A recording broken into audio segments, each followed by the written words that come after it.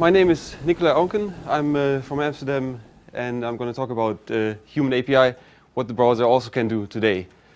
And last year at the JSConf in Berlin, we were hacking on PhoneGap and doing some stuff. And the question was sort of, which was arising, was did you ever wonder whether the browser could access hardware? Like when we were writing web applications, we always talk to web services or yeah, stuff like that, but we never really interface with Bluetooth interfaces or any other hardware. And that was kind of the idea, and I just wanted to check and to see what's possible there. And yeah, before we answer that question, first of all, why would we want to access hardware? What use cases could there be if we could actually access hardware from within the browser? Which I think is very important and very, very interesting to think about once you get started. And of course, could we access those interfaces using JavaScript, HTML, CSS? Because I mean, JavaScript, HTML, CSS is like it's the best prototyping or language to write UIs, as far as I'm concerned, and it's definitely the easiest. Why? First of all, why not? Because we had beers and we just wanted to try it out, and we thought if it works out, it's going to be awesome. But then, really importantly, the browser runs on almost every single computing device. Like seriously, I mean, everybody here has a phone, probably has a browser on the phone. On any computer is a browser. The browser is the most spread runtime out there, really. And really importantly, mobile device, because only then it gets really interesting when we want to access hardware. I mean, accessing hardware from a desktop computer could make sense in some situations as well, but if you talk mobile, then it actually really starts making sense, or it gets interesting. And I think if we could access hardware, we could actually deliver much more real-life related applications to the user, yeah, while at the same time making full use of the web and building mashups using, you know, stuff like Google Maps, geolocation, all kinds of stuff like that.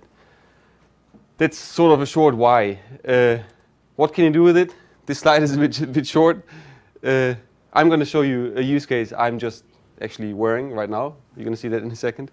The medical sector is very important, I think. I mean, if you could write apps on the phone using JavaScript, HTML, CSS for medical or sports or whatever kind of use cases, that's huge. I mean, you could, and it's very interesting. TV is sort of another interesting use case. Opera actually has a widget runtime running on some TVs, and I'm not sure what APIs they have, but they must have APIs to sort of, for instance, see what current channel is running, you know, what your favorite TV shows are. All these kind of things open up once you start thinking about that. Transportation, I mean, imagine you have a car, and I think Ford is sort of working on that right now as well, where your dashboard app is actually using a browser. Maybe not for the security relevant things right now, but stuff like looking up the next gas station is, as far as I'm concerned, totally fine, and would be so much easier to develop in the browser than we do it right now. And light, you could control lamps, maybe. We'll look at that in a second. So I think in Switzerland, there's this project called Digital Strom, which is really interesting. They're looking into the whole home automation aspect. I mean, home automation has been talked about for a long time already, and it's been crazy sometimes. You know, like having a browser on the fridge and browsing the internet, which no one would ever do on a fridge. But whatever, I think there are use cases which actually can work and which are interesting. And what you see here, I don't know what the English term for this is. What is this called? These things? Legos. Legos? Legos? Seriously? Yeah. Cool.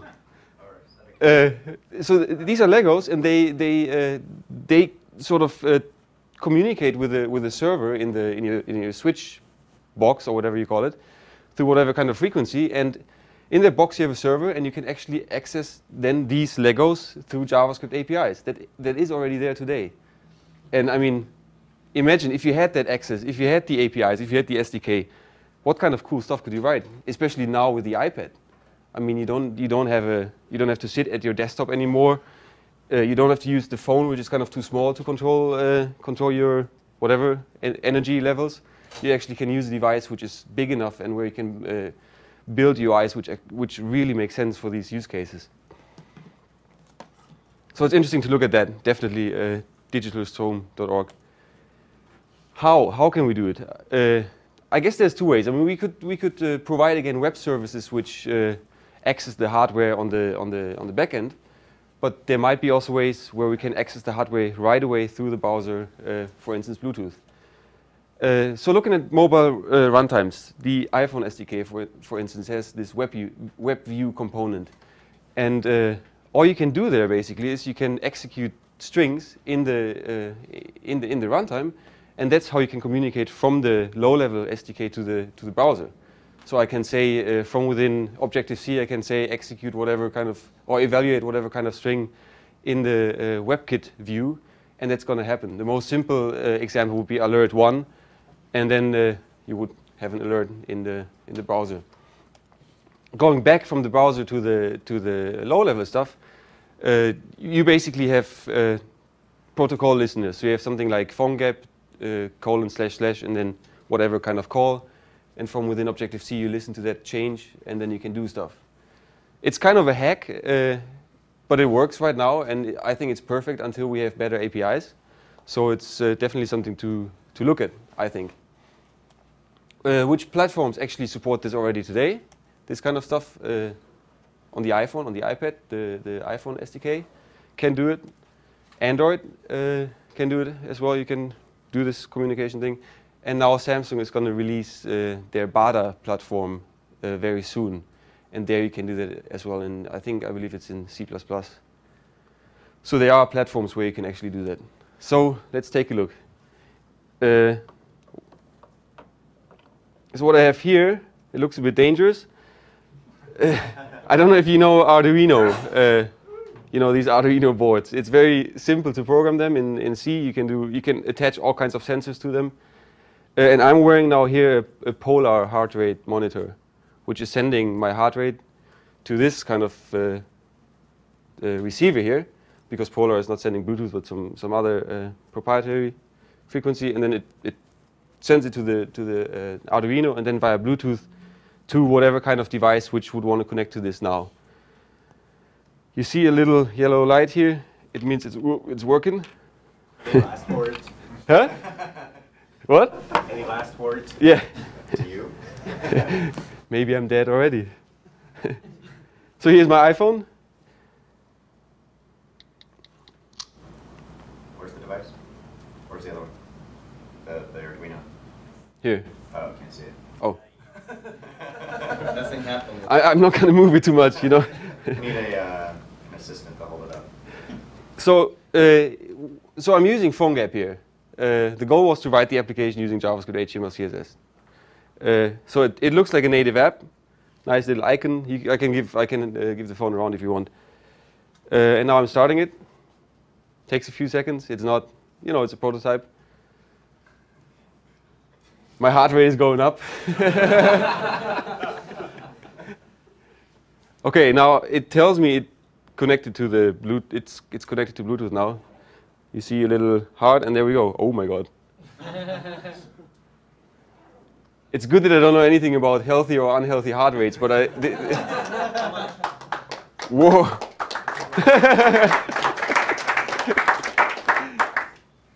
So then, okay, so one thing is the laptop seems to be interfering with the Arduino board. So now I'm having a heart rate of 214.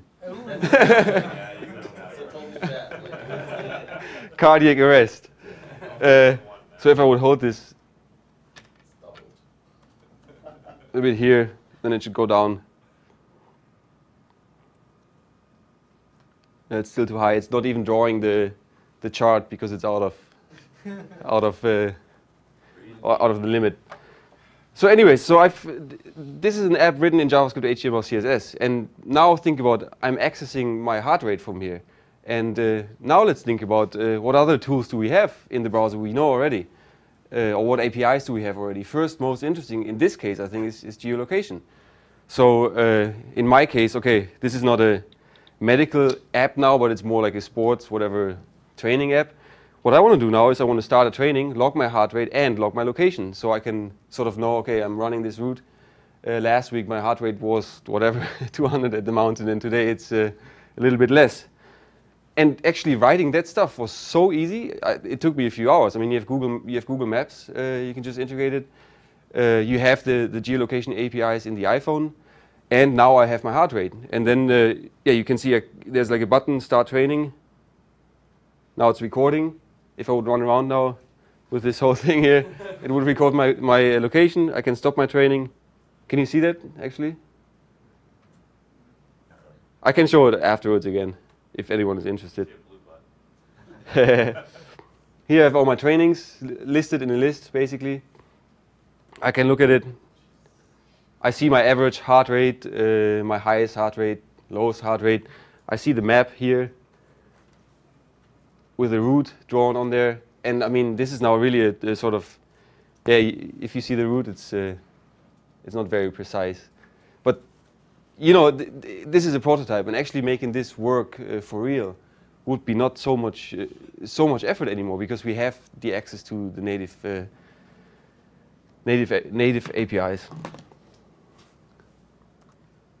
So you can look at this under humanapi.org. Anyways, the components I used was the Polar T31, which is a heart rate monitor.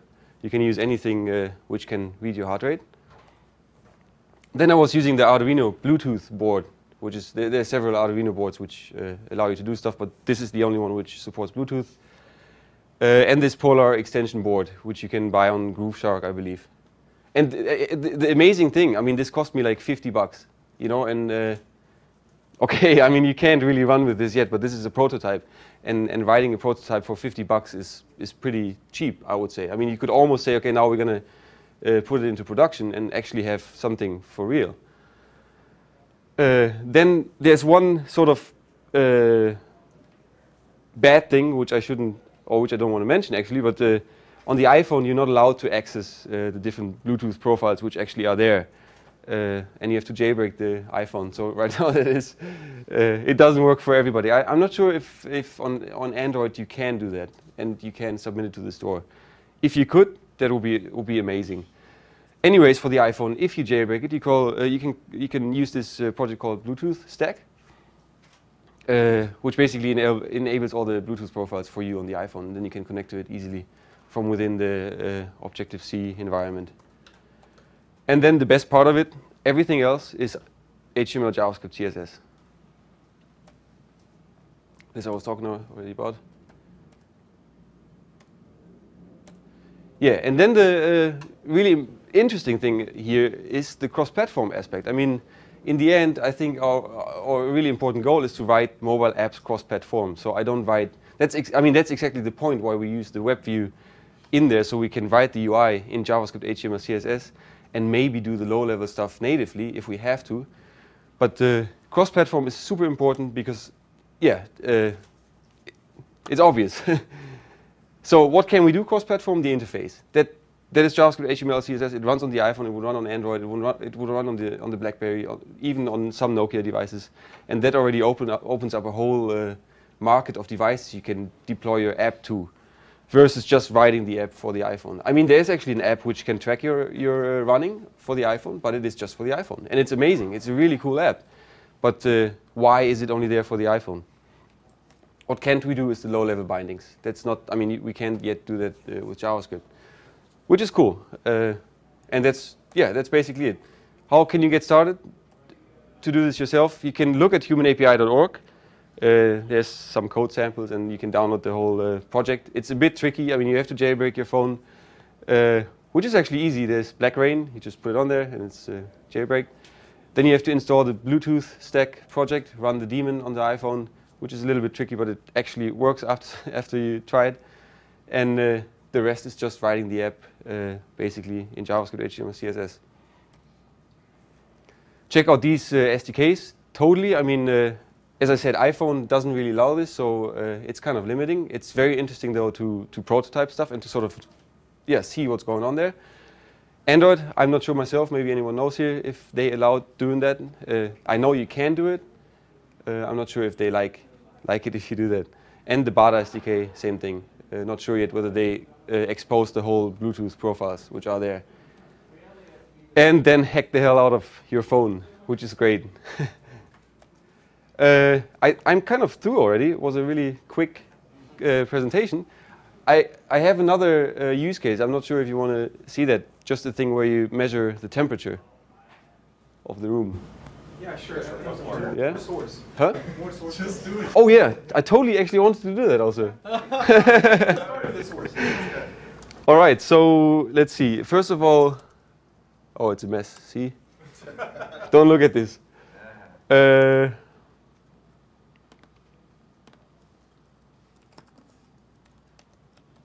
Okay, so I've set this up in a way that you sort of easily can deploy your PhoneGap project, make ECG, for instance, sets up a PhoneGap project for this ECG app, copies all the Bluetooth stuff in there as well, so you can sort of get started as easy as possible. If you know PhoneGap, oh, you don't. Oh, I was talking and you don't see what I was showing. There you go. If you know PhoneGap, this is the sort of standard structure of a PhoneGap project. Interesting stuff is here the plugins, which is the whole Bluetooth layer, and then here we have the actual app. Now let's look at some code.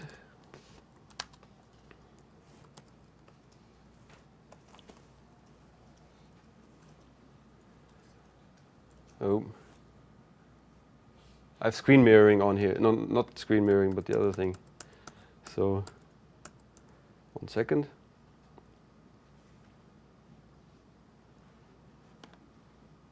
All right, there you go.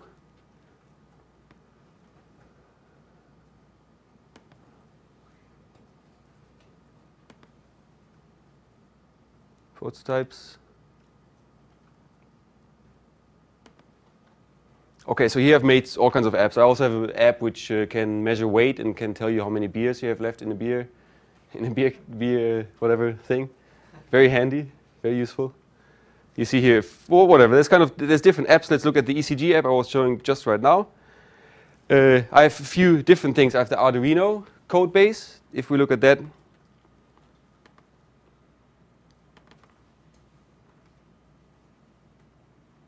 oh, 1 second.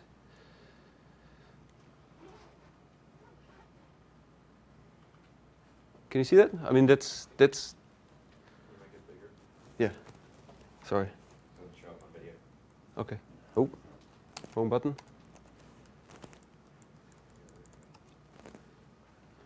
If you know Arduino, it's really simple to code stuff. So here I'm opening the connection to Bluetooth. It's a serial connection. Set the baud rate, and then I have a loop, and I'm just reading the data from this board here, and then basically do a serial print, and that sends it through Bluetooth to anyone who's connected to that. Now, I don't even find that so much interesting because I'm really sort of interested in the JavaScript side. I just want to read the data really. I don't want to do all the complicated stuff. So now, if we look at the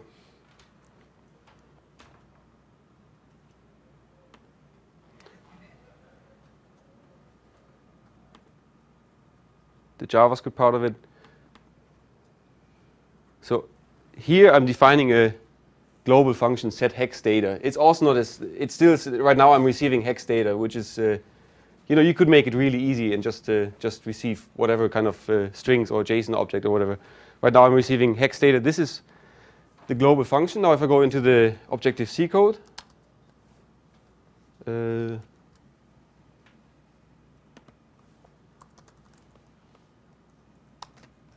oh, actually, I could, 1 second. Just start it here.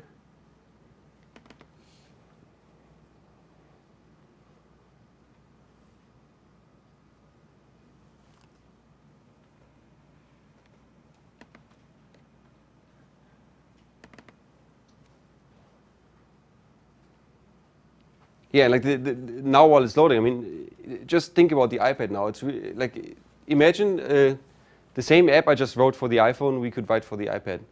The screen is bigger, you can have way more components, way more interaction on there, and show a lot more interesting things than on the narrowed space you have on the phone. So,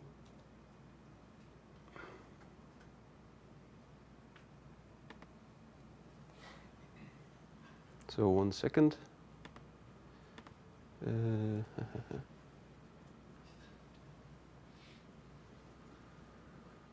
Where is it? Class. So this is the BT stack project. You just throw it in there, and it sort of works out of the box. And I want to see now how I'm actually injecting this into the web runtime. Wait, where did I put that?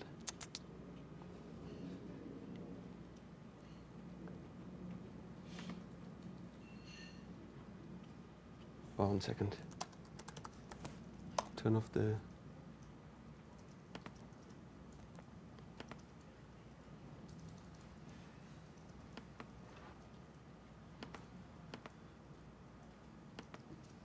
That makes it easier. All right.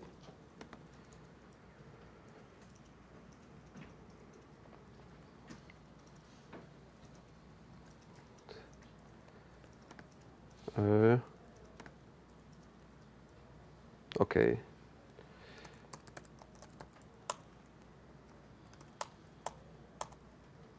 Okay. It's really small. Yeah, let me see. Do you know in Xcode how to put the font size higher? Anyone? Just do Control and zoom in. Oh yeah. Control and then Yeah. add 1 sec. zoom in. It'll do it.